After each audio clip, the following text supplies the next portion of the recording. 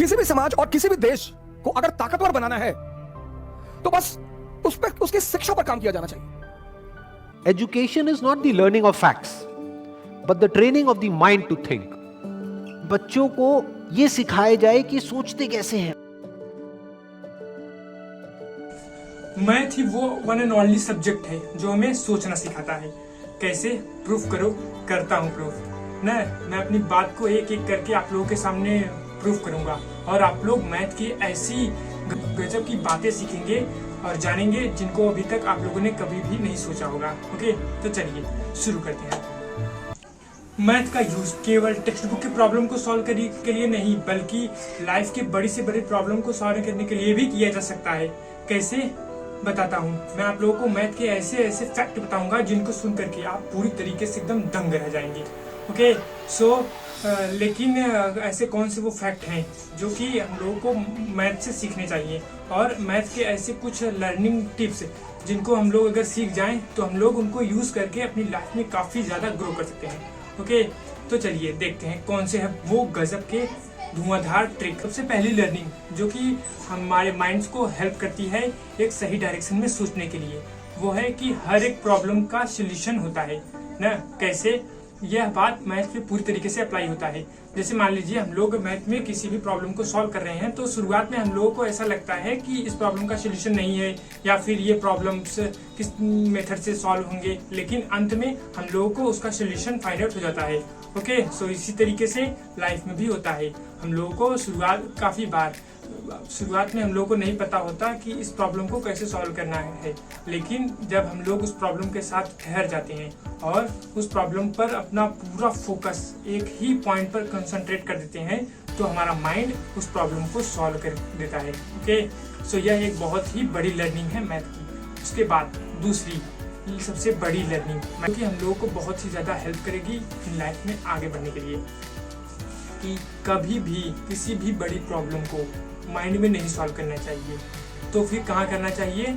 हमें हमेशा कॉपी और पेन का यूज करना चाहिए किसी भी प्रॉब्लम को सॉल्व करने के लिए, क्योंकि जब कॉपी और पेन हमारे माइंड के साथ जुड़ जाते हैं ना, तो फिर हमारे माइंड की जो कैपेबिलिटी होती है वो 100 गुना बढ़ जाती है।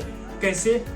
अरे अभी के अभी आप, अगर आप लोग को मेरी इस बात पे विश्वास नहीं हो रहा है ना, तो अभी के अभी आप लोग एक्सपेरिमेंट कर लीजिए।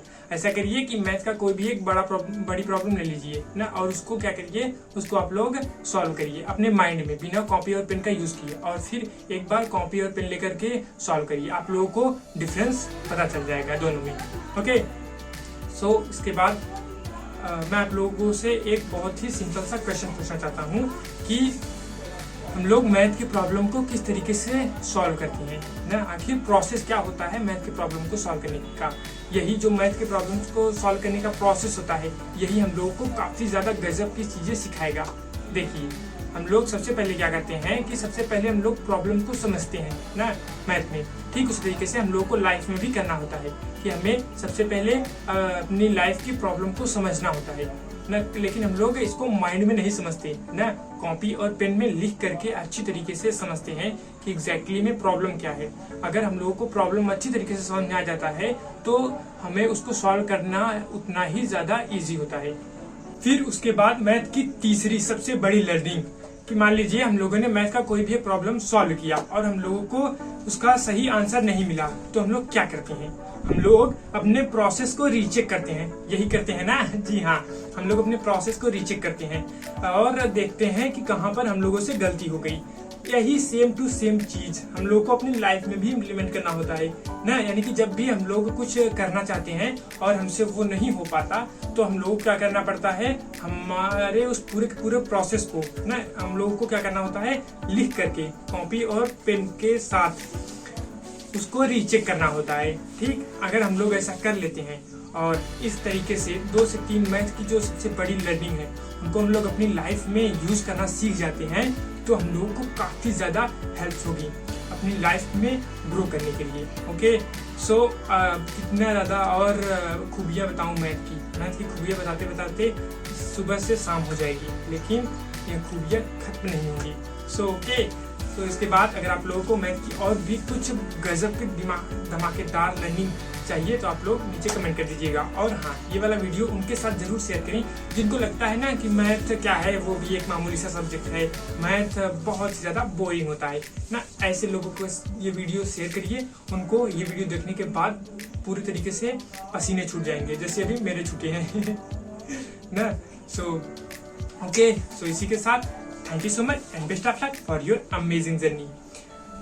Don't wait for opportunity. Let's create it. Okay. Thank you.